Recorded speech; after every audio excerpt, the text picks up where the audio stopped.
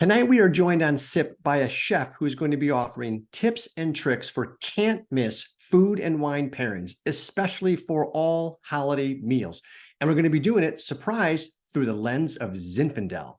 SIP episode 143 begins now.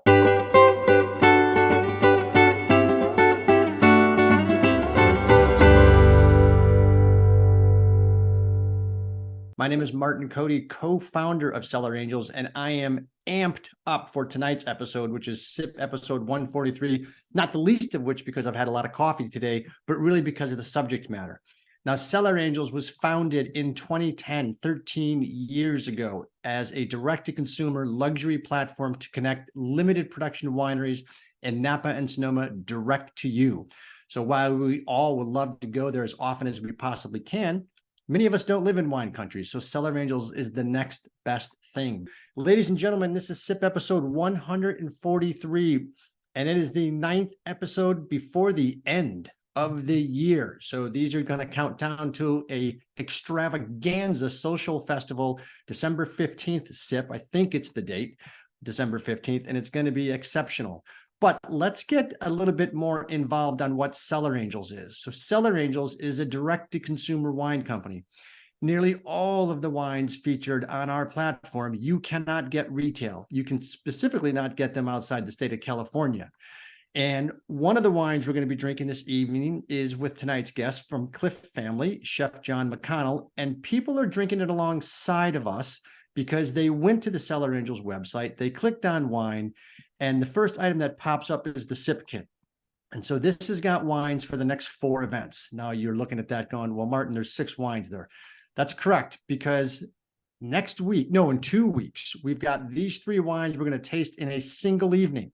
And if you don't have this SIP kit, now is the time to get it, because this is going to be a fun time on co-fermentation of the same grape. And there's a bunch of other things coming up. You might see a Noble in here for those of you that are big George Noble fans. This is where you can get your SIP kit in advance. It's really the only industry sampler kit available. Buy the SIP kit. You get to sit along, taste with the professional and winemaker from the winery that produced the wine, ask questions, interact. It is a ton of fun. What's that? Or chef. So now last week we had a quote non-winemaker because everybody is in the vineyards. This week we have a non-winemaker, but certainly a wine enjoyer. And we're going to be talking about food and wine pairings. It is never too early to learn what works, what doesn't work, more importantly, why. And then the next part of that lesson is, how do I make certain I knock it out of the park every single time? Before I tell you how to do that, this week's quiz winners, and I don't know if I saw this individual on, you'll have to take a look. The quiz question was, Zinfandel's DNA traces back to which country? And it is Croatia, and Scotland is the winner. Scotland is the winner. We're going to put 100 loyalty points in Scotland's account. Congratulations. Carrie M was second. Jim B was third. MJ, I see you here. You were fourth. So those all came in within minutes of each other. I have a feeling people just have an alarm set and they're waiting for the ding, and they just don't even read the email blast, which is artfully put together by Ivy, and they go right down to the question. So it is Friday, and on Friday, if it's Friday, SIP happens.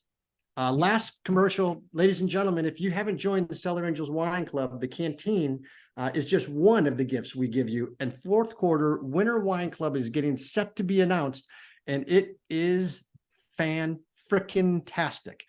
So if you have been thinking about joining Wine Club, this is the time to join, because every single quarter, it's a different producer. And speaking of great producers, we have been friends of the winery from which tonight's chef hails for a long, long time. Many of you have been there with us throughout the last couple of years, but it is kind of a must stop every single time you're in Napa Valley and venture up to St. Helena. And I want to bring on tonight's guest now, because we're going to answer all things food and wine, all things Zinfandel related to food and wine. So without much further ado, ladies and gentlemen, please give it up for Chef John McConnell. That's what you get, standing ovation of 2 people. Well, Martin and Denise, it is genuinely a pleasure to be on this show and programming tonight. You guys have crafted an amazing, enriching platform And the fact that I'm actually included in it, of course, I'm very excited to be here. Hello, everyone. Allow me to introduce myself. My name is Chef John McConnell of Clif Family Winery, and we are located in St. Helena, Napa Valley. I am sitting here this evening. The sun has yet to set, and we are amidst harvest, and we couldn't ask for a better day. It was about a high of 90 degrees. Things will slowly start to cool down, but I'm just delighted to be here. So Martin and Denise, thank you for having me. Absolutely. And I'm not certain how we first learned of Clif Winery. And it's interesting, John, I learned of the winery by reading the book Small Giants about 15 or 20 years ago, if you're familiar with that book. And it really talks about Gary and some of the decisions that he had kind of in the candy bar and the health bar business and stuff like that. And I'm like, wait, he's got a winery and he's bringing all of these things to bear with regards to his philosophy as it relates to ingredients, as it relates to the pillars of giving back to the community and making certain your employees. I would be interested in learning a little bit about that philosophy and what resonated with you. But before we do that, give the folks a little bit of kind of your upbringing and where you grew up, how you got into the culinary side of things, and then we'll approach kind of the Clif side of things. Yeah, absolutely. My origin story is dull as it sounds, actually brings me back to the Midwest. My father was a manufacturing engineer, and my mother took care of the four of us, my brothers and sisters. And growing up in the Midwest, changing locations state to state, that is mostly where I identify. It is also mostly where I was not privy to the aspect of cooking or the culture of fine cuisine or becoming a chef. It was there also where I kind of cut my teeth to understand what's growing in our backyard with a sheer curiosity towards agriculture. And again, its place in the home. That is also the same place where I was also brought up with little to no knowledge of wine. And from there, I would decide to basically cook and really kind of pursue a culinary education. That took me to New England. I actually attended New England Culinary Institute and lived in Montpelier, Vermont. It was there the epiphany occurred. If I'm going to pursue a career as a chef and work towards a Michelin star restaurant, I perhaps should know a thing or two about wine. So that's where the story begins, with my sheer curiosity and passion or pursuit in the aspects of wine. But my chef background really starts from my humble upbringing in the Midwest. And from that culinary program, I would relocate to the state of California. How old were you in New England? I was there at the age of 24. Okay, so you went to college and then you decided to go to culinary after that. And was there something in college where you thought, I want to try the culinary scene? Yeah, great question. When I was in college, I didn't essentially know, like most people, what I wanted to pursue as a career coming out of high school. I knew I was ready to go into college, but again, what degree would I choose? I excelled at math and science. So to me, it was befitting to become an engineer. And at that point in time, I would have become a fourth generation engineer on my father's side of the family. So I pursued chemical engineering. When I had to basically explore an externship and shadow a fellow chemical engineer in the field, essentially that's where I had the just cold feet of, do I really want to pursue this for the rest of my life? And really kind of walk backwards to understand, is this something I want to commit to? I was very haptic. I like to work with my hands, and also was very athletic in high school, and didn't essentially know if I was ready to commit to an office cubicle. In that regard, I definitely withdrew from the school. I did not graduate with a chemical engineering degree, but I would replace my laboratory with that of a professional kitchen. And that's essentially where I was able to still burn and really develop, or kind of, there was my own aspect of R&D that was really an extension from the laboratory into the kitchen. But I was very much enthused by the pace of the kitchen, and again, how that correlated to my competition or competitive upbringing in sports. Interesting. I mean, when you just run through that story, the amount of things we have in common is insane. I'll start with not knowing what to do after college. And that, by the way, is where it ends. No engineering, not good at math, not good at science, none of that stuff. But I did not know what I wanted to do after college. But still, I like how you decided that, okay, I don't know what I'm going to do, but I am passionate about this, and then took a leap of faith and enrolled in culinary school. And you love the activity and the buzz of the kitchen, if you will, and the movement. And I can completely understand that. When did you decide to say, okay, if I'm going to kick this up a notch, I've got to get out to California to learn about wine? I think when I really started to go down the rabbit hole in the culinary program, which again was very much where that was home for me. I was really in a thirst or pursuit of higher education, and this was really kind of my mecca at that point. But it was there where, again, if I'm going to apply any education or experience into the aspect of pursuing wine or what wine means in presence of food, now's the time. So I was fortunate enough to work with a master of wine. His name was Mark Davis. And you really saw a fascination, a curiosity, a sparkle in my eye to say, hey, son, come this way. Let me take you under my wing. We essentially have grant money to develop a wine program, and I want you to be a part of that. Use this money. I will help, provide some bottles into this tasting program, but I want you to create a tasting program amongst the culinary students if there's any interest. And that's really kind of where my story starts with regards to wine. There's a lot that so cool. You got to like those guys that take the youngsters and pull them under the wing. Big time. And again, he was able to show wines that I was not necessarily mentally prepared for. But really the fascination grew. If I'm going to do this, and again, with enthusiasm, with passion, my next place of location to go would be California. I really started to think about, Europe, traveling abroad. That didn't necessarily guarantee that I was going to have a livable wage. And so again, to me, the best location domestically was to head to Napa Valley, California specifically. And at that time, just the amount of the per capita quality restaurants in Napa Valley far exceeded anything that I'd been exposed to. So it was really just kind of a narrowing process of what I was going to gain the most experience and education from. But I also knew that I wanted to come to Napa Valley with the ambition to work a harvest as well. Well, and you mentioned something that when you were at the culinary program and you thought to yourself, well, if I'm going to be pursuing a position in a Michelin star restaurant, I need to know something about wine. How early in the culinary capacity at school do they start kind of talking about Michelin stars? I don't think that you have the example of a lot of the instructors, the president of the culinary program, for example, they all come from a fine dining background. And typically when you get into fine dining, there's really kind of the benchmark of quality is really the Michelin guide, right? Whether it's working in French kitchens or working in New York City or San Francisco or even Chicago, those were kind of all locations that were kind of heralded for Zagat was probably the better guide before Michelin would start to come into the US. But really, that was kind of the trajectory. If you're going to pursue fine dining, these are essentially, that's your trajectory. Work for Michelin star chefs, gain your credibility, and also the experience to gain with that. And again, you're just constantly refining your technique and approach to cuisine. That was really kind of, okay, that was laid out. The other opportunity is, do you want to be a business owner? What are you truly looking for out of the food industry? There's many avenues to take, but for me, that was really kind of, I looked at that in the same parallel of becoming like a professional athlete.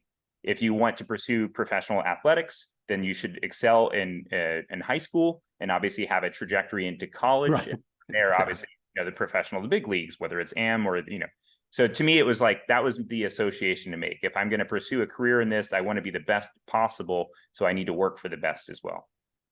Okay. And then, so you're out in California, you're in Napa, but I'm going to harken back to your Midwest days because the chat comments are, people are really interested in what professional football team you gravitated towards growing up. I hope to disappoint some people because clearly if that's a question, that means there's some aliases to other teams. But I remember a very fond memory for me when I was younger to my grandfather, my dad's side. The McConnell name was basically brought into Kenosha, Wisconsin, and Green Bay Packers. My grandfather sat and said, son, you're going to be a Green Bay Packers fan. And that's where it started. And really still to this day, I root for the Green Bay Packers. So you're making a bunch of people happy. I am not among them. I'm sure. Chicago, I'm sure you were affiliated to the Bears, of course. I am affiliated to the Bears. And then who won their first game last night? So that's good. We're only about halfway through the season.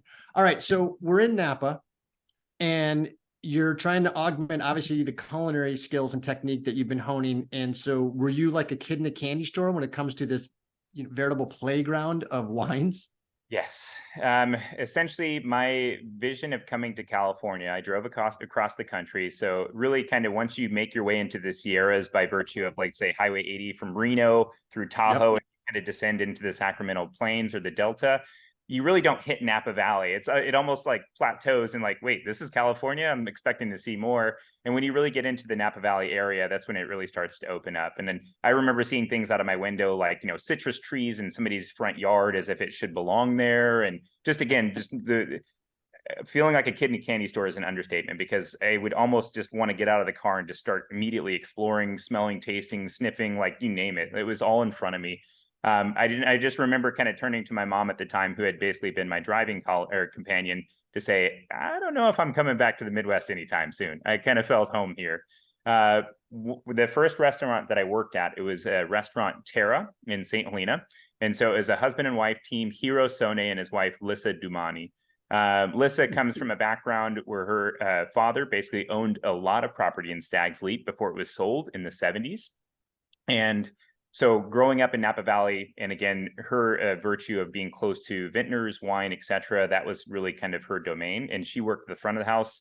Chef Hiro Sone being born in Japan, by coming into Italy and then also working under Wolfgang Puck at Spago, he really had a global take on what he wanted to pursue. And they kind of, I don't say they pioneered, but they definitely enriched the concept of wine country cuisine. So to me, coming into that kitchen, I'm learning Japanese. I'm also learning French technique and regional cooking.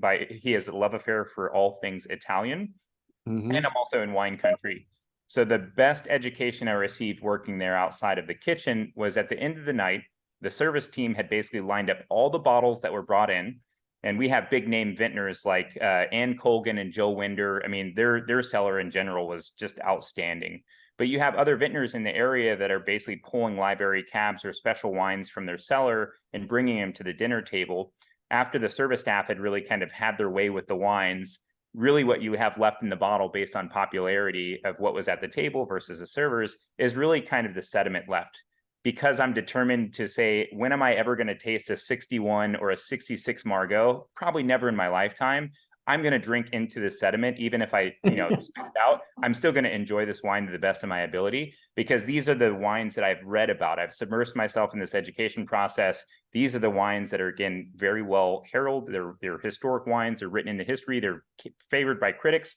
And here I am pinching myself, a Midwestern boy in a kitchen, still trying to basically earn my culinary stripe, so to speak. And I'm still exposed to all these wines. It was truly fascinating, a great place at a great time. The general manager at the time, his name was Tim Mosier, who's also still kind of living on the property of Schoolhouse Vineyards. I don't know if you're familiar with that brand, but he's just up Spring Mountain. He really saw an interest of a culinary mind coming out of the kitchen and be like, what are you doing here? Why are you interested in these bottles? Tell me more about it. And so he was a wine merchant on the side, and he wanted to make sure that I had aspect to the interest, the curiosities that I had. So I joined the Tim Mosier Wine Club for $30 a week. I received 2 bottles, and the $30 was generated from the cash tip pool that we received working in the kitchen. So to me, it was kind of a wash. I didn't really depend on that, but I'm going to get 2 killer bottles from his own cellar for $30 a week. Sign me up. So again, that's a bargain. Tremendous. And I was able to taste a lot of the historic wines of Napa Valley, wines of Europe, and again, just legendary wines, even the wines that had received, high marks from critics. I had aspect to tasting those wines at the end of service, just for the sheer education and experience of it. And again, I loved it. I was sold. I was happy to be there.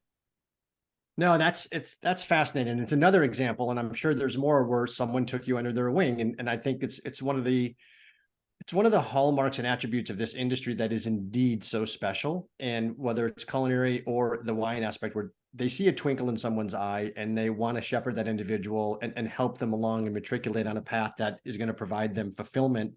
And it's awesome. So I know we're talking about food and wine, and there's a lot of amateur chefs in the chat. So I'm going to launch our first poll question, and I'm going to let you answer.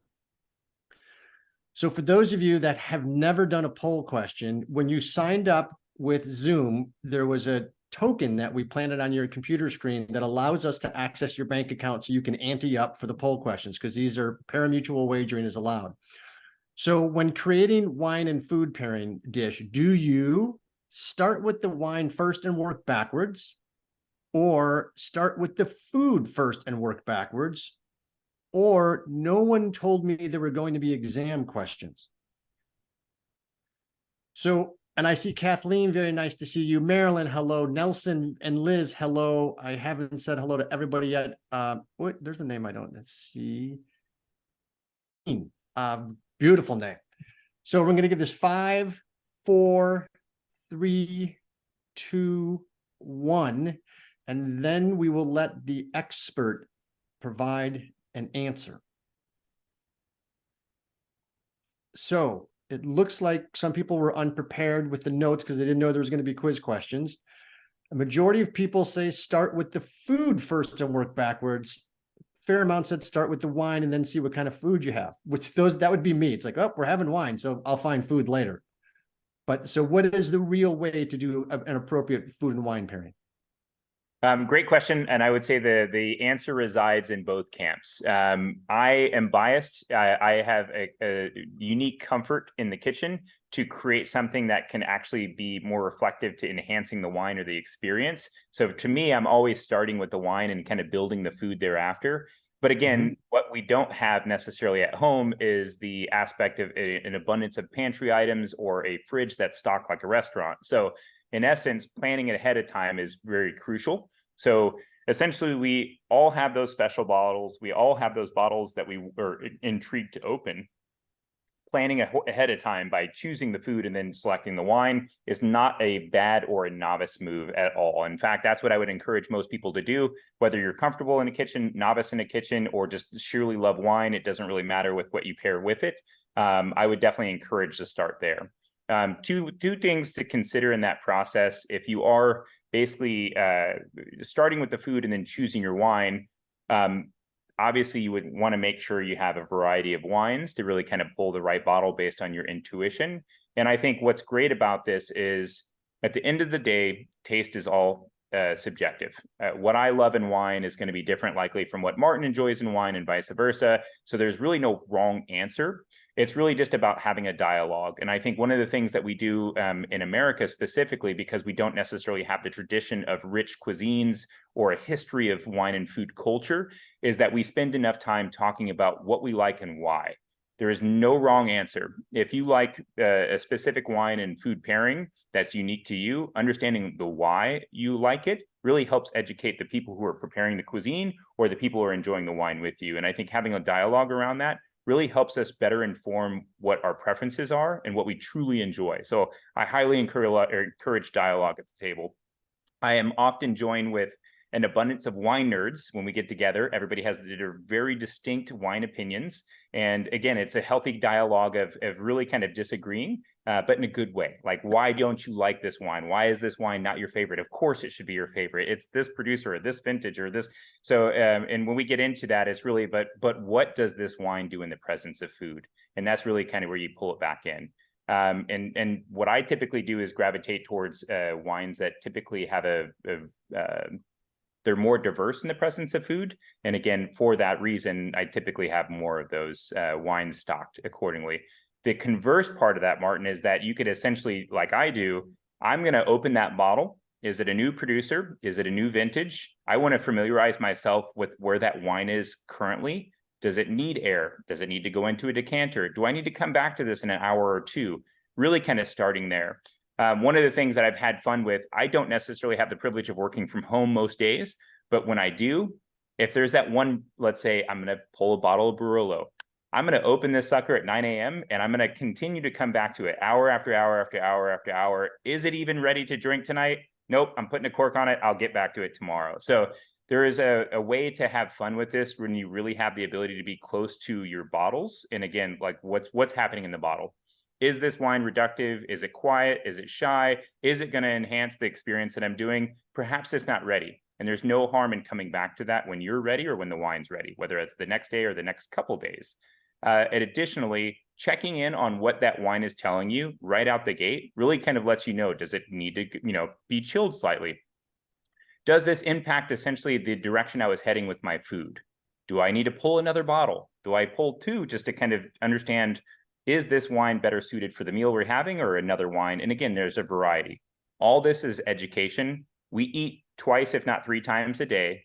I typically like to drink a bottle of wine at least once a day. And in that process, really kind of educating yourself on what your preferences are. And again, like, what are those things that you can kind of continue to gravitate back towards that work? And again, everybody's going to have a different relationship with that. Well, it's interesting because you talked about a couple things, and one of the first threads I'm going to pull on is the comment that you want to see, what does this wine do in the presence of food? And it's not, accidental that you yourself come to that conclusion, right? But that's a very old world philosophy, because it's almost inexcusable to think of having wine without food. You ask someone in Italy or Spain, do you want to go have a glass of wine? They'll invariably ask you, what are we eating? Because it's so linked. But in America, it is not that linked. So for you to say, what does this wine do in the presence of food?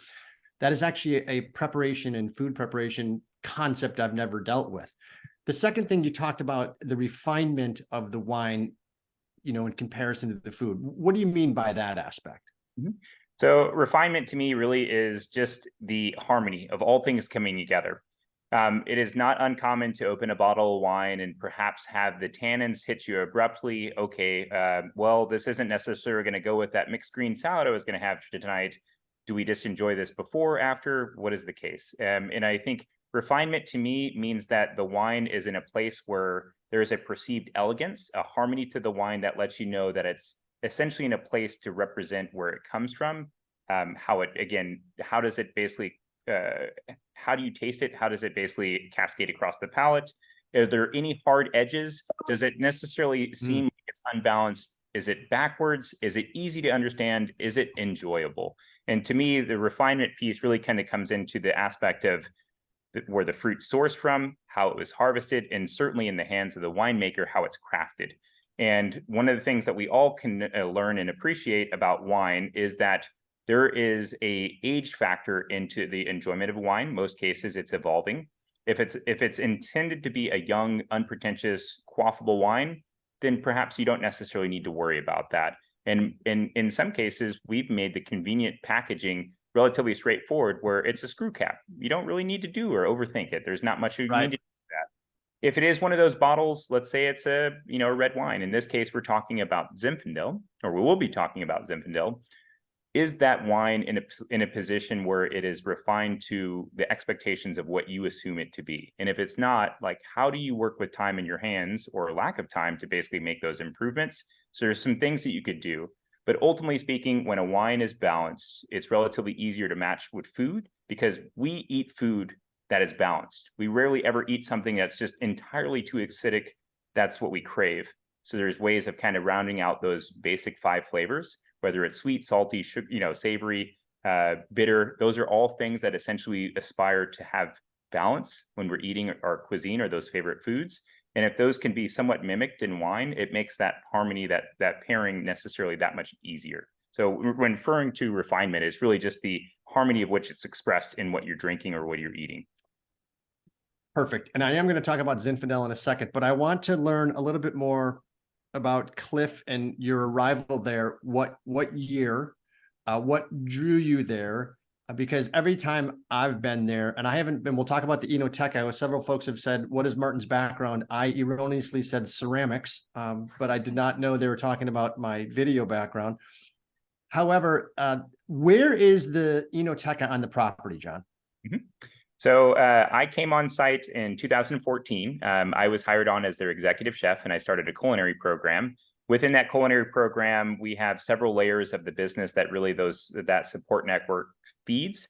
We have a food truck that parks on site next to our tasting room. In addition to that, we also have a abundance of food pairings, whether they're in our tasting room, whether they're in our Enoteca, or whether we're actually taking the show on the road.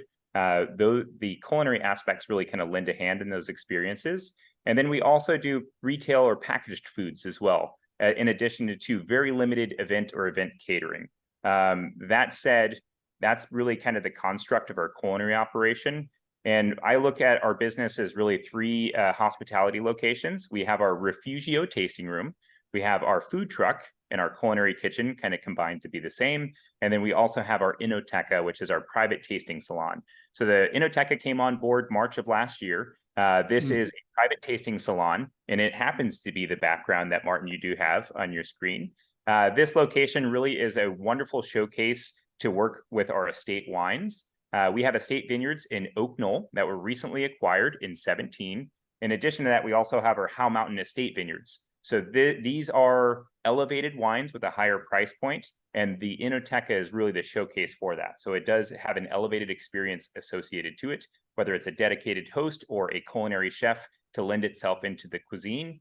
This is at the far end of our property. And again, as you had mentioned before, driving past Clif Family and not being thoroughly aware of its location, even being aware of its location, this is really kind of further down the road as it stretches towards the eastern vineyards. And this is the famous Dr. Crane vineyard, which you could even see the vine posts in the through the doors in your background. This is of the Beck-Stockfer family. So that's really at the far end of our property. That is fantastic. And I do want to talk about the Zinfandel, because I think I saw Jim B mentioning it. And Gary's Improv Zinfandel from the Oak Knoll district, and we'll get into Oak Knoll because I literally have a Google Earth for the ages this evening. But this is the Zinfandel we're drinking. Everyone that has it got it out of the sip kit a couple weeks back. And let's talk about Zinfandel and food and wine pairing, because we in America have dumbed down this grape so extensively from a culinary perspective that I don't think it's getting its just dues. And we're going to talk a little. Well, you know what? I'll stop sharing this and then give me 1 minute, John, because I want to talk about what foods the audience believes will go with this, and that's the second poll question for this evening. And since Scotland got it correct, Scotland has the ability to do a write-in answer in the comment. As Croatia is the origin of Zinfandel, the most popular foods here are the unladen swallow stew, falgratin, brudette fish stew, or black risotto. No smartphone searches, please. This is an honor system. I actually know who chose the first two.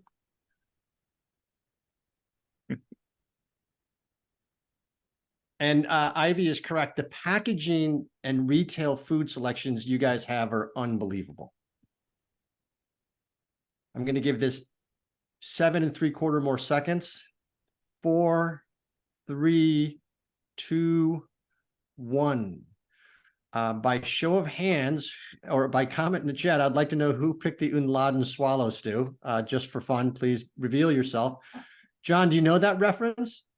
I do not, but it obviously it was it sounded like a novelty, so that was funny. It does. It sounds there's a part I knew Hans and Caitlin. That's me. I expect coconut in it. So both brudette and black risotto are the two most popular dishes in Croatia. And it's interesting because Zinfandel never gets mentioned with either of those. So why is that? So I'm going to start with the black risotto. Black risotto, or risotto nero, is what you would essentially have it if you jump across the sea there into the Italian side. This is essentially squid or cuttlefish. And again, it's the ink sac that's really incorporated into it. Squid ink, as it stands, has a very little to no, it's a very neutral flavor. It's more of an appearance. So essentially, when you're having risotto nero, it just tastes like butter-rich and cheese-rich risotto that just happens to be colored slightly black, as almost an ash color. That makes sense why that actually might have some aspect of pairing with the Zinfandel, especially from the Croatian coast. The brudette or fish stew, that would be an interesting one. I would also assume that because it is close to the Mediterranean, there's probably a lot of tomato in this, or even other vegetables. So again, kind of maybe more Mediterranean rather than fish heavy. Likely to be close, but not the same as cioppino is what I would say to that. But I'm not entirely. Well, and for those of you drinking the Gary's Improv, one of the things that has struck me about it is for Zinfandel, California Zinfandel, it is very subdued. It is extremely well balanced. I think it's got 15.1 on the alcohol, but you can't feel that. You can't taste that. There is no burn. And it's not that unctuous, over the top, hit you in the face, jammy, almost caramelly thick Zinfandel. So it's an amazing aspect from that capacity. But Zinfandel, America's heritage grape, even though it came from Croatia, is often considered the perfect pairing for barbecue. But what is barbecue? It's totally different from St. Louis to Memphis to Kansas City to North Carolina.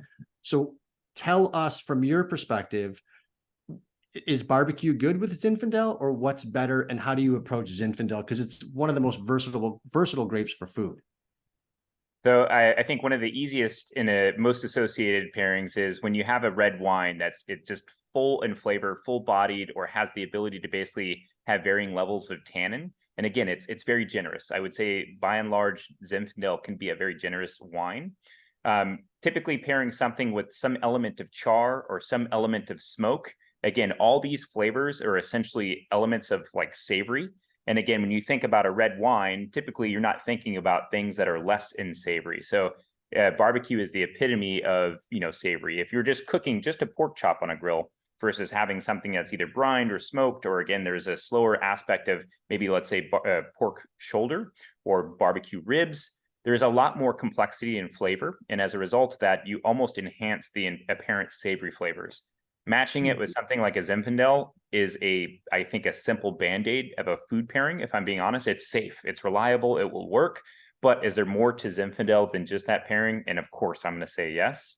I also like to think about the virtue of Zinfandel with flavors that are apparently or enhanced in savory, that have some element of char or some element of smoke. And that could really be carried outside of the aspect of like barbecue as we know it in the US. And to your point of Memphis to St. Louis to the Carolinas, even in California, their barbecue or definition of barbecue is very different from the barbecue that I've been exposed to. And sometimes it is tri-tip, which is a cut I became familiar with when I moved out to California. Tri-tip on the grill or from a smoker, whether it's a Traeger or a Weber with Zinfandel, just makes sense. And you don't really need to add too much to make that work. You don't have to overthink that one. That's very true. But for me, I look at Zinfandel very much with through the same lens of a lot of wines, like Pinot, for example. Pinot Noir is a popular wine choice because it has a tendency to be very versatile with a number of foods, whether it's and you can kind of flirt with the lines of what it can take on, whether it's fish, all the way up to more savory, richer things that you would otherwise pair with red wines or fuller body red wines. Zen, for me, can actually be looked to in the sense of bigger foods like, think about Northern Indian cuisine. These are like your dals and your curries. They're not necessarily very spicy, but they're so full of flavor. They're very layered. They're complex. They're kind of stick to your bone type of fare. Add some garlic buttery naan. And again, that's a complete meal. Most people don't necessarily think about a Zinfandel in that category. Give me a traditional IPA or a beer for that matter. That's the good pairing. But in this case, adding Zen, which also kind of stands up to that spectrum of intensity of flavor, that's what I love so much about Zinfandel. It already... And John, fun fact, Scotland tonight is pairing the Gary's Improv Zin with the curry spiced nuts from Clif Family. Nice. So not only was he this week's quiz winner, but he's also doing an exceptional job at pairing. I think everyone knows he's the full package. Scotland is no joke. Scotland is no joke.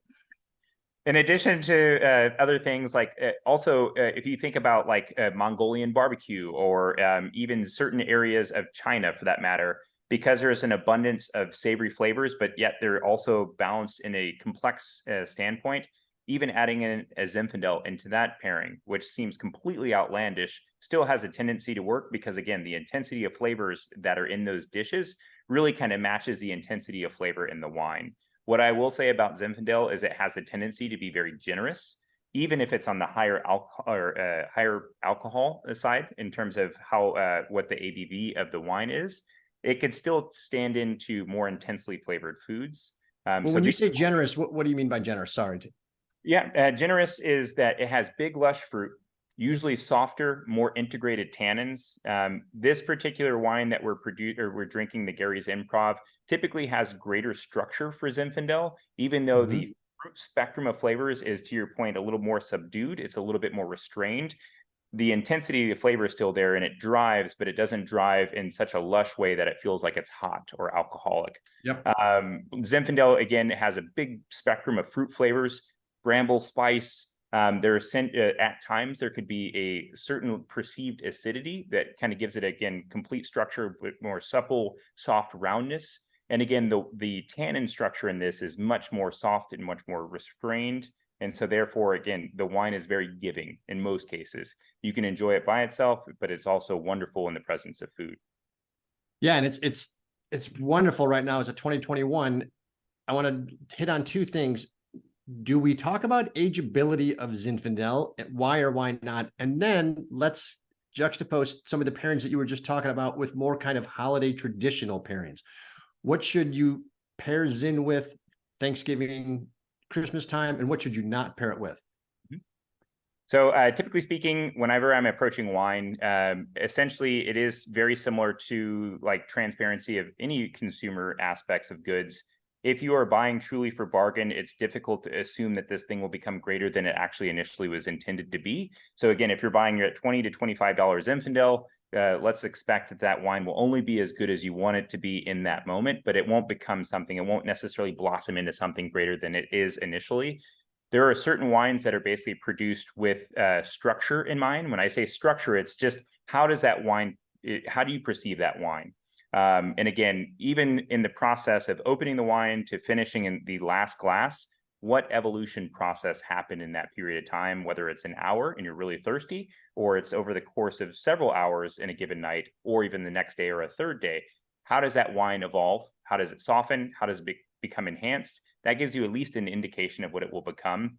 And again, I think Zinfandel has had a bad rap because it's really not considered cellar worthy, or most people don't really talk about laying it down in the cellar because it is so giving and generous right out the gate.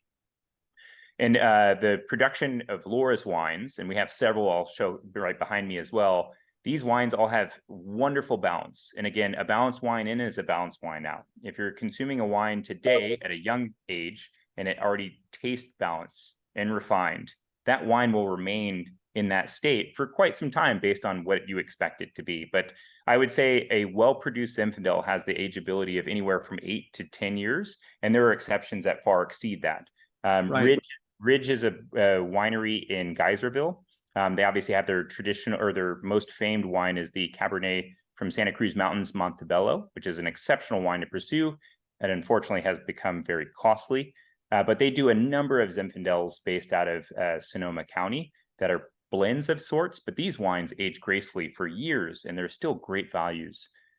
Joseph Swan is another label that I've really kind of cut my teeth on the patience and ageability of Zinfandel. Those wines become exceptionally profound with 10, 15, even 20 plus years, and you would have never thought that to be possible.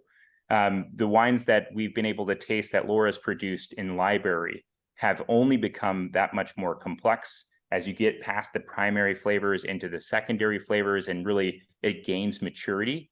These wines become pretty prolific where they're just, I didn't know this was possible. So again, I do feel like Zinfandel has gotten a bad rap from not necessarily being an ageable wine, because again, when you pull that cork, it's so delicious out the gate and generous and giving. Why would I age it? It's drinking great now. And to be honest, there's no right or wrong for that.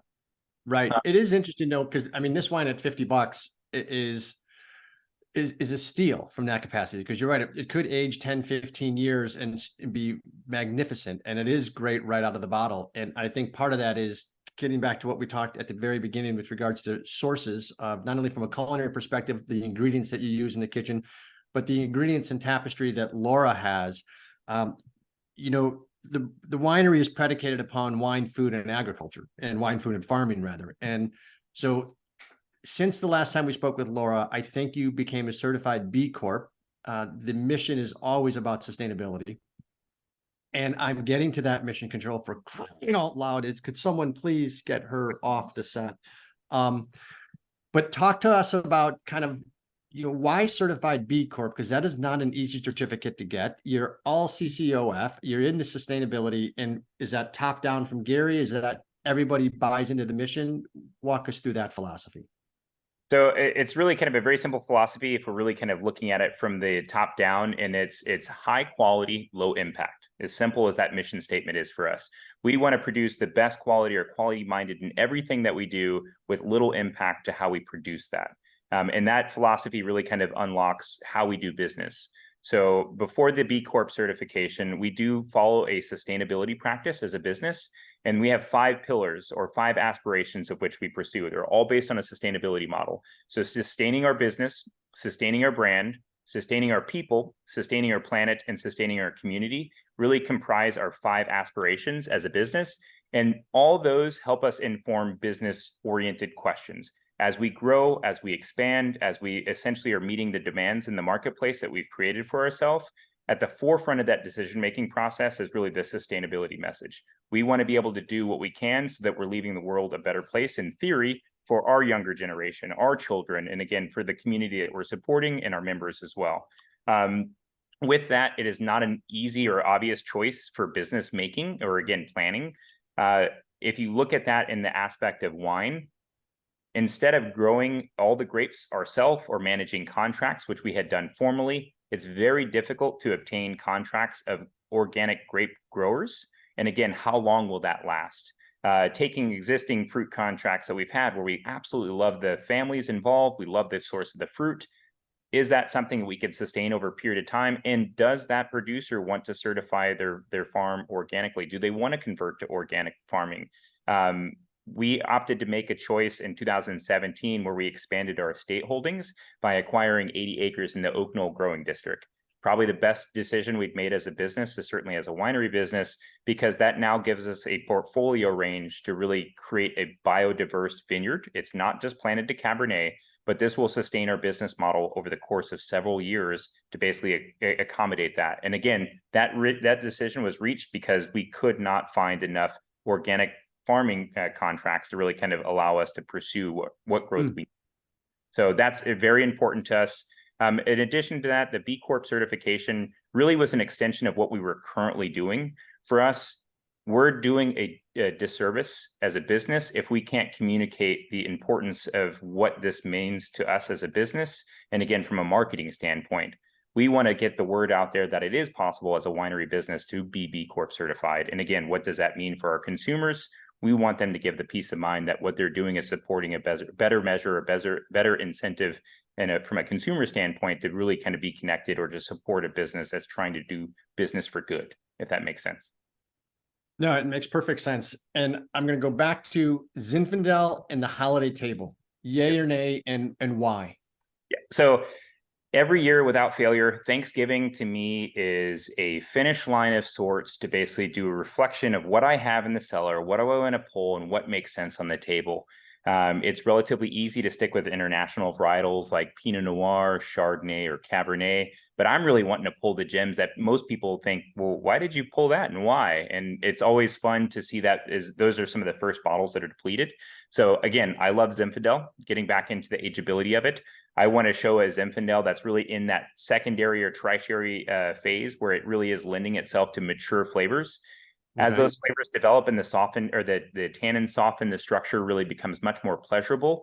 It really lends itself to anything, whether it's the turkey drowned in gravy, to cranberry sauce, to the green bean casserole, you name it. Anything on the table is open game at this point. And most people are looking at each other like, I didn't think I really liked Zinfandel, but this is better than the Pinot that I brought, So it's really kind of fun to really get into, yes, see, it does have potential. And again, you can nurture it along the way. One of the things I would definitely say about the seasonality or getting into the seasons is Zinfandel really has a mainstay in a sense of warming. As we get into the cooler months, I personally drink more red wine in the winter months. And again, I'm in California, so like winter here is not like the winter that I'm used to growing up by. Very relative. Yeah. But the red wine consumption that I take in the winter months is definitely very predominant. And as a result, you kind of gravitate towards something that kind of warms your soul, warms your spirit. And Zinfandel is that for me. And again, getting back to the versatility of what it does in the presence of food, it could be anything from something that I make as a labor of love. If I'm going to basically braise something or put, like, let's say something in the crock pot while I'm working or come back to, or the slow cooker, Zinfandel is an obvious choice for me because you don't have to overthink it. Again, it's already generous. It's very enjoyable. In most cases, if you find a good Zinfandel that you enjoy that's balanced, again, just set it on the table and kind of watch the bottle deplete. It's a relatively easy conversation to have. I think that'd be kind of cool too, what you mentioned of having an aged Zinfandel on the Thanksgiving table versus the Chard and Pinot that seem to be, obligatory. People would be, whoa, what Zinfandel? And I think it would be, you've got pumpkin, you've got all sorts of different dishes on that table.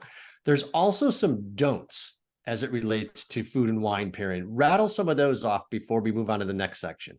Yes. So I think one of the things that I did not grow up with in the Midwest is the perception of or a tolerance for chili pepper heat. When I came out to California, when I'm in the process of really expanding my culinary horizons, it was really important to understand that my tolerance or threshold for chili pepper. And because I'm in the San Francisco or Northern California area, there is an abundance of ethnic cuisines here. And of course, depending on what ethnic cuisine you're going after, there is varying levels of heat. And I would definitely love Thai cuisine, but I didn't want to be punished, right? I want to enjoy my food. So anyways, one of the things that I will say in summary is that if you're enjoying food, be mindful of the amount of chili pepper that's in that cuisine. Chili pepper has the tendency of making wines that are already higher in alcohol hot and alcoholic or flabby. And it also does disrupt the pairing process. So you just need to be mindful of that. There are certain wines that actually can take heat or stand up to heat a little bit more favorably. And there are wines that really don't at all. So just be mindful of the amount of chili pepper at the table. I have a wine colleague of mine that I've followed through the years, and he is almost intolerant to the heat coming from peppercorn. Certainly does not want any chili of any sorts in the foods. And again, him and I both share that affinity. And a compromise is to set that bottle of hot sauce or set the chili flake on the table. If anybody wants it, they can have it for themselves. The other things that I would definitely be mindful of is light flavors. Definitely go well with lighter flavors. So if you're looking at something that's more light and bright, typically speaking, you don't want to hammer that with something that's full and rich, right? There are contrast aspects in pairing, but typically speaking, if you really kind of perceive the overall dish and what it would taste like or what it would feel like in terms of overall weight, lighter foods go with lighter flavors. And again, really kind of follow that through the wine that you're enjoying. I like to talk about spectrum of flavor intensity. So again, if you're working with eating food that is higher intensity of flavor, it needs something intensely flavored on the wine side. Otherwise, it's going to be dominated or overshadowed or vice versa. So I definitely want you to think about matching wine with food in that overall aspect of the intensity of flavors. Young wines have tannins, inevitably. There are some wines that won't shed tannins for years or decades, but young wines have tannins. Tannins, to me, are a class of astringent. This is a biomolecule that is essentially a strand of proteins or amino acids. These amino acids link up with other strands of proteins. So why is that red wine that's young and full-bodied and rich and opulent go so well with that cut of red meat? That's exactly why. It is the tannin compounds in the wine that is linking with the protein compounds in that rich, savory umami steak that really allows the tannins to subside and the fruit and the overall enjoyable factor of the wine to really come in the forefront. So be mindful of the tannin aspects and what they do in the presence of food. Again, they relatively easily bind. For red wines that are aging, it's that same protein compound that is the tannin, the astringent, that precipitates. So as you have that bottle of Bordeaux that's 30, 40 plus years old, and you've noticed that the pigment of that wine has changed significantly on the lighter side, it's the compounds, those protein molecules precipitate from the wine, and again, fall in the form of sediment. And again, with that, they do strip some of those color compounds. So tannins are very much a part of the wine experience, especially on the red side. We don't really think about white wine having tannins, although some wines do, but just be mindful that young red wines will have tannins. How do you mitigate that? How do you enjoy that? So again, I will say 9 out of 10 times, if you think about tannins in the wine, you need to have some element of savory. It doesn't necessarily have to be meat-based. It can still be plant-based, whether you're using mushrooms or something of a umami or a soy-rich compound. Those will help to mitigate the tannins so that it allows you to enjoy more of what you want, and that is the fruit and the other enjoyable aspects of the food in the wine. All right, hold that thought for a second, and then I want you to think about wines that go with Thai, but I'm going to show some folks of where we are talking about and where everything resides as it relates to all things Clif. So we talked about Croatia, and just to give people some orientation about where it is on the Mediterranean and its proximity, obviously, to Italy. But keep in mind, it's at the 45th parallel. Napa and Sonoma are on the 39th parallel. So it's a little bit further north. And so that comes into play when you're looking at the region, both culinary and also the production of wine. Fascinating that Zinfandel thrives in this area. So for those of you that are new, and buckle up because it gets faster than that. I'm going to take, so now you can see that we're here in wine region for us, Napa and Sonoma right here. You know, we're at the 38th and 40th. So we're a little bit further south than where they are in Croatia. And it's very confusing with the grid lines. So let's get that off of there. That example's done. But here's where Cellar Angels likes to play. And within here, we're going to take a little look at Yountville, because it's a great access point to show kind of where things are as it relates to Clif.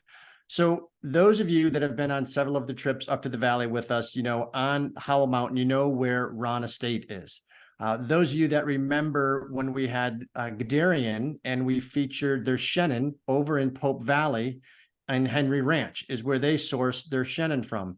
And so 1345 Ink Grade Road is where the Clif, one of the Clif properties is. And so, John, talk to us a little bit about this property. Yes. So just in this image, there is a blue court. That is a tennis court, and just below that is a croquet field or playing field. Just directly to the left of that, there are two vineyard parcels you can see just right above the yellow pin. Those are our croquet vineyards. So essentially in Howell Mountain, we have a total of 3 vineyard sources, but 2 of them really comprise 2 very special wines for us. So this is Croquet Vineyard, and it produces 100% Cabernet. Slightly west of this location, on the other side of the mountain, overlooking the Napa Valley side, is our Cold Springs location. That Cold Springs location is also planted to 100% Cabernet. And again, even though both wines are Howell Mountain appellated, meaning they're both in the AVA, the growing AVA of Howell Mountain, those wines cannot be more different from one another, and they are only apart by 4 miles. So just by virtue of the aspect of the vineyard, what location and orientation and sun exposure it does have, the climate associated to both of those parcels, and again, the soil construct do make up 2 very different Cabernet expressions, both by virtue of Howell Mountain. And again, that's one of the locations we're looking at is our 1345 Ink Grade Road. And the elevation difference here from Ink Grade, it worked in rehearsal. There you go. So you can see where the Henry Ranch with 50-year-old Chenin Blanc vines is down in Pope Valley on the floor, and at 760 or so feet elevation. Then you go all the way up to this one at 1,500 foot elevation.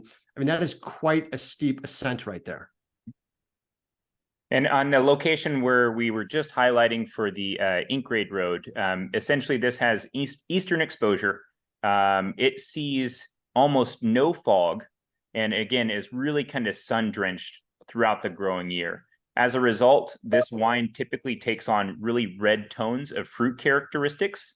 And again, the wine is lush and powerful, but also has the wonderful elegance associated to Howell Mountain Cabernets as well. In that same location too, Martin, slightly below that, we have our farm property, and that farm property has a couple of parcels of Zinfandel, and that to me is a special location of a wine. And again, what that site produces versus what we're typically used to when you're looking through the lens of Zinfandel in California really creates a special expression. And again, it is a totally different experience in how that wine measures up, and again, how you would think about it in the lens of pairing it with food. Well, now, correct me if I'm wrong. Isn't this the Soda Creek property? That's 4 miles. Yes, you are looking at our Cold Springs location. Or Cold Springs, rather, yeah. So directly behind this pin and slightly to the right is the small little sources of vineyards. You could see the driveway. I'm trying to think here. There, if you follow the road slightly to the right and then slightly to the north, those little parcels there are the... Not these. No, that's a lot bigger parcels, but planted between those trees. And it actually, if I'm looking at it, Martin, I think you want to go a little to the right and zoom out a little bit and perhaps scroll to the right. And my apologies, Martin.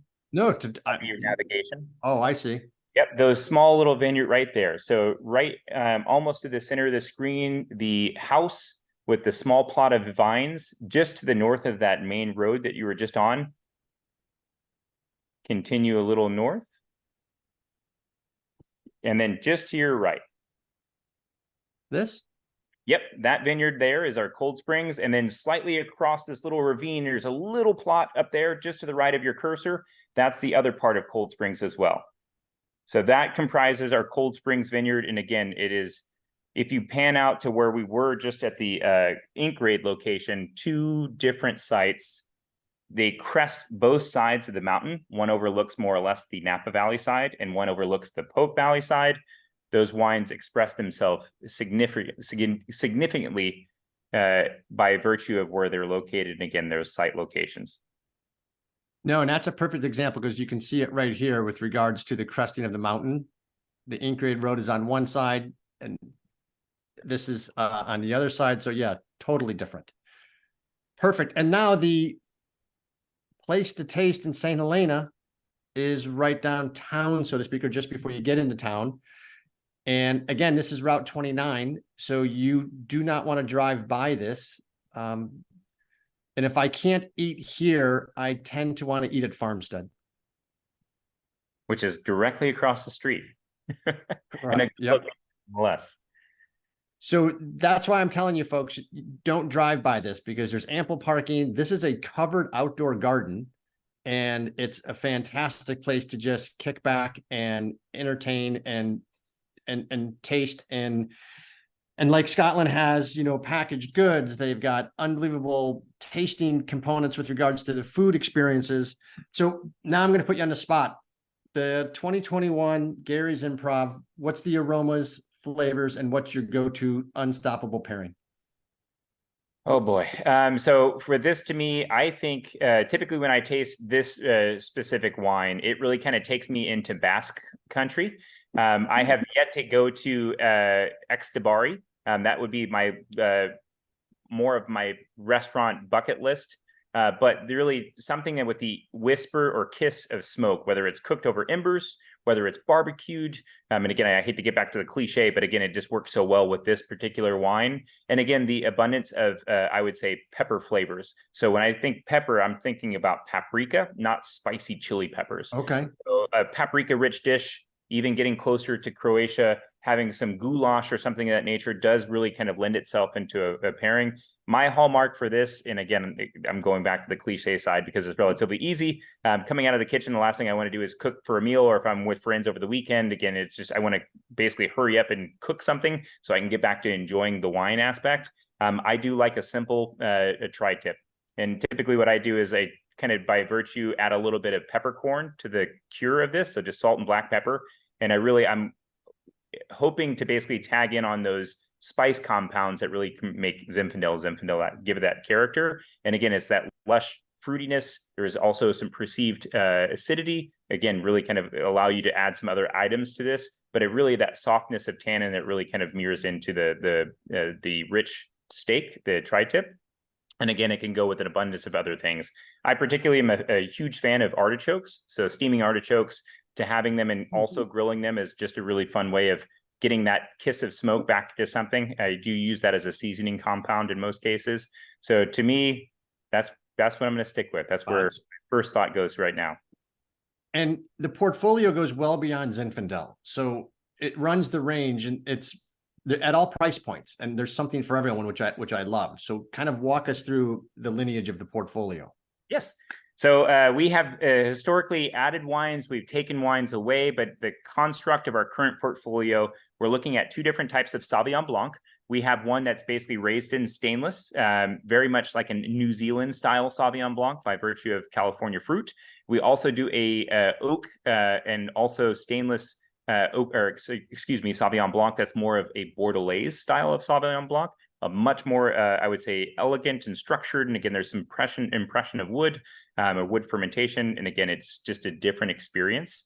We also do two different types of Chardonnay. So we do a classic Chardonnay that's basically raised in oak barrels, but we're also keeping this somewhat austere or higher acids. So it is kind of Chablis by way of California. And then we also do an unoaked chard under screw cap. It is absolutely delicious. If anybody's ever curious to understand what the purity of a Chardonnay should taste like without the fashion or the impression of a winemaker's hand, this is a great example of that. And again, it's it's amazing to see this on the table, but most people not knowing what it is and just having it just, vanish before your eyes pretty quickly. Especially with the screw cap. Yes, sir. Huge. In addition to that, we also do a Viognier, which is, again, something that you don't necessarily see so often. Laura Barrett, our winemaker, crafts wonderfully balanced and elegant wines. Viognier, by virtue in California, is a relatively high alcohol and flabby, kind of rich wine. Again, it kind of lacks complexity, at least by my palate. She fashions one that is absolutely delicious. I highly encourage anybody who's a fan of Viognier. It does come from the Northern Rhone, so this is a great example of what it can do in Napa Valley. This is something we've done annually. One of the wines that I would jokingly say, and I wish Laura was next to me because I would rib her about this, is that one of our flagship wines is our Rosé of Grenache. This was created purposefully, so we do a purposeful rosé. It's not a blend or bleed off of the juice. This is really grown, harvested to create a wonderful rosé. This is probably the gateway or the flagship wine or the gateway wine that really draws crowds in through the doors because it's just wonderfully refreshing, delicious. And again, there's nothing out of place, nothing out of, or there's no lack of pleasure to be enjoyed in this wine. In addition to that, we also do a Rhone style Syrah and Grenache blend. This is referred to as our Beachy red, and Beachy being bike in Italian. We also do a Grenache or a still Grenache. And then two different types of Bordelaise style reds. And when I say Bordelaise, I'm talking more about the Bordeaux blends. So this is one we refer to as our climber. So we have a venture series of wines that are all under screw cap. Our Rosé of Grenache being one, an Oak Chardonnay, as well as our Beachy red. And then also, I should say, our Roux Blanc, which is, again, that first Sauvignon Blanc that I mentioned. In addition to that, we also do a proprietary red blend. This is made to be more of a traditional Bordeaux blend in terms of adding Cabernet, Merlot, Cabernet Franc, and Petit Verdot. This is a wine that we just started to produce in 2021, being our first vintage from Oak Knoll. In addition to that, we also do 3 different types of Zinfandel. So the one that you guys currently have is our Gary's Improv Zin. In addition to that, one of my favorites, again, that's what I'm drinking tonight. And you can see this beautiful bottle. It's got a wonderful cog on the label that's hand applied. This is our Estate Zinfandel. And again, this is produced just off of Inkrade Road, right below the AVA requirements in elevation. But this is at our farm property. A new wine that we just released to our club members. This is our 2021 Valley de Soto, which is the name of our vineyard in Oak Knoll, Zinfandel. Wonderful addition to the lineup. And then this is a new collaboration with an artist in Miami, Reina Noriega. This is a Zin blend. This is a wonderful, again, extension to why Zinfandel is such a great grape. It could also be blended with series of different varietals to still express itself, still very much be a serious wine, but still very generous as well. So this is Petit Syrah. It's mainly Zinfandel blended, but Petit Syrah, Zin, as well as, oh boy, I think a proportion of Cabernet as well. Anyways, absolutely delicious. And again, this reminded me of the first time tasting the Prisoner wine a long time ago before it was acquired several times, because it does show the versatility of what Zin can still do in a blend and still be able to express itself. So those are 4 examples of Zins that we produce. It should also go to say that the wine that you're drinking tonight is referred to as Gary's Improv. What does that mean? Gary Erickson is our owner, and his wife, Kit Crawford. They definitely have their 2 favorite or preferred grapes. Gary loves Zinfandel. Here we are talking about it tonight. Kit loves Cabernet Sauvignon. And so we also produce another wine called Kit's Killer Cabernet. The first time she tried the cuvee, she said, this is killer, and the name stuck, and hence that particular production. But for us, Gary's Improv, he was a improv jazz artist, grew up listening to Tower of Power from the Oakland area, and really kind of cut his teeth on jazz and jazz improv. So it's still to this day, you could find him still playing a trumpet. But essentially, when he was living at home on a couch in the garage, he had a few aspirations. He loved to cycle. That was his life. And he loved to play jazz trumpet, and really still kind of homogenous to those earlier upbringings. But again, you can still hear him playing the trumpet today. So Gary's Improv. I love it. I love it. I love it. Thank you for running through that portfolio. And thank you, John, for spending so much time with us this evening. It is, without a doubt, one of the most diverse wineries in the Valley. When you talk about the B Corp certified, you talk about CCOF, you talk about the 5 pillars of sustainability, you talk about hospitality, wine, food, and farming. You know, it all comes together. You have the packaging components of the specialty foods. You have the brand new Enoteca behind me. There is something for every phase of wine journey that anybody is on, especially wine and culinary.